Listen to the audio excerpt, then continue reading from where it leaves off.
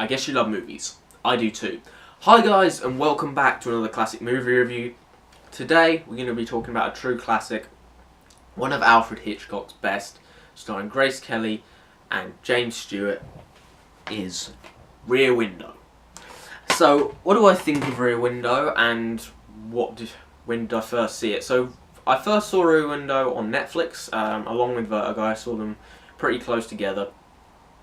I'd always wanted to see them. A few months before that, I'd seen Psycho for the first time. This was probably about a year ago. I'd always wanted to look at Hitchcock's films, but I hadn't got around to it, and Rear Window and Vertigo were definitely worth the wait. And Psycho as well. That was one of my favourite theatre experiences. I watched that in a small theatre in my college, and that was a brilliant experience.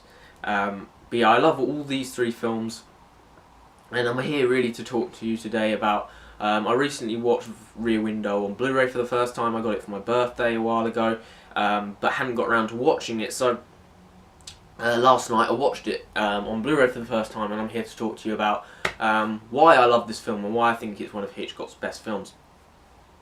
And firstly, I really love this film mainly because of its technical attributes. I feel like, alongside 12 Angry Men, which was only made, I think, 3 years after this, 1957, this was made in 1954, I love the way both these films are directed. I feel like Rear Window and 12 Angry Men are two of the best directed movies ever made, because they manage to keep your interest and your intrigue when you're locked in such a small space, such a small area. You never leave the neighbourhood in Rear Window.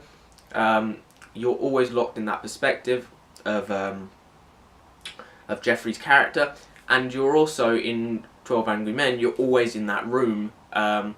So that sort of tight location is brilliantly directed in both films.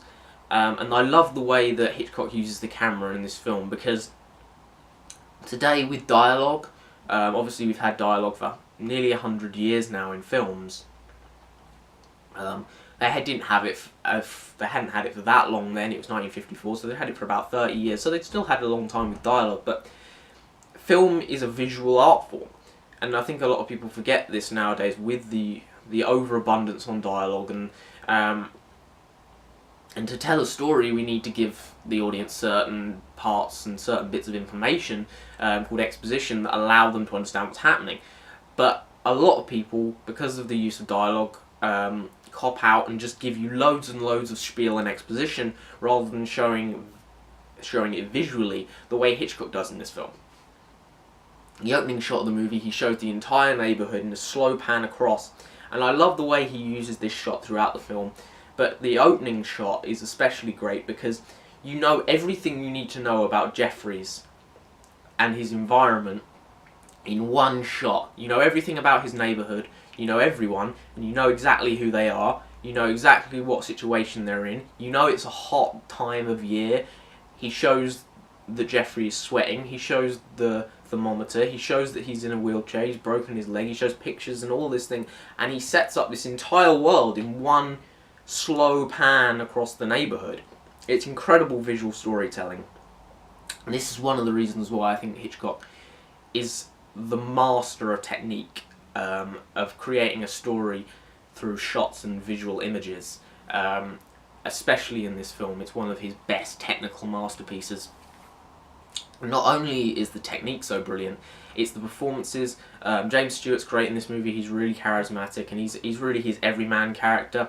But he has a vulnerability to him, and you feel for him because of his injury and because of the situation he's in, because really his character is the audience. You're locked in his perspective for the entire film. You see everything through his eyes, and you feel the vulnerability that he feels, because just like him, you're seeing all of this happen in front of you, but you cannot do anything about it, and you can only watch and wonder what is happening, but never really know until obviously the end of the film. Grace Kelly's great in this movie as well. I really enjoy her performance. She's just a very lovely person, but you can tell that Jeffries isn't interested in her as much as maybe you'd expect. I mean, she's Grace Kelly, for God's sake. I mean, come on, man. Get your priorities right. She's literally angelic in this movie. She's gorgeous. Everyone knows Grace Kelly's beautiful, but seriously, if I had Grace Kelly, I'd be, you know, I'm not even going to go there. There's a lot of things I could say here that, yeah, I could get my channel shut down. I'm just going to stop there. But yeah, she's great in the film, and it shows his obsession with photography and his obsession with exploring and working out the outside world. Rather, she's more inward and about what she looks like rather than exploring the world. And just like in Vertigo, he has something right there. The woman in the film in Vertigo, where they used to be together at college, she still loves him, and he knows that, and he still feels something for her, but not enough that they would be together. And Grace Kelly's character, she loves him, and he loves her kind of, but she's almost too good for him because they don't really fit in terms of what they want in life. They have something right there that they can grasp, but what they're interested in is something that they can't, an obsession that can't be gained. That's two things that Rear Window and Vertigo have in common. But the only difference is what that obsession is. As I said, it's brilliantly directed, this film. The use of camera work, the shots, it's very well shot, it's very good cinematography.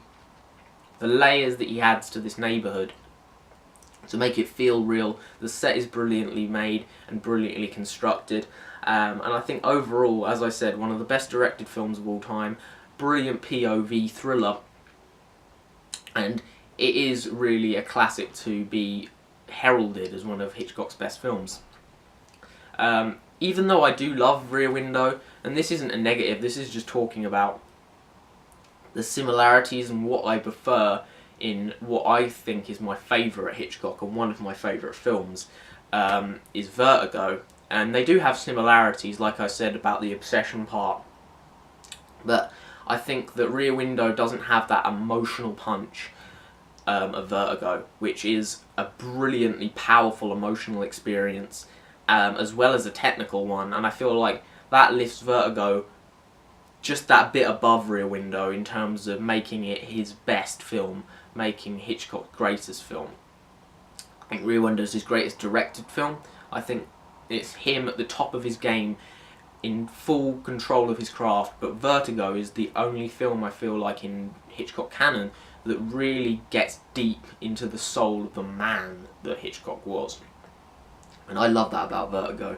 And I would say these two films are my top two, closely followed by Psycho. So yes, I really love Rear Window. It's a fantastic classic. If you haven't seen it, definitely check it out. And I'm going to give Rear Window 10 out of 10. So there you go. That's my review for Rear Window. Hopefully you enjoyed. If you did, like, subscribe, drop your comments down in the section below. What is your favourite Hitchcock film? Like I said, mine is Vertigo. What's your favourite James Stewart performance? I've got to go with Vertigo personally. It's closely followed by It's a Wonderful Life. And if you did enjoy this video, hopefully I'll see you next time. Goodbye.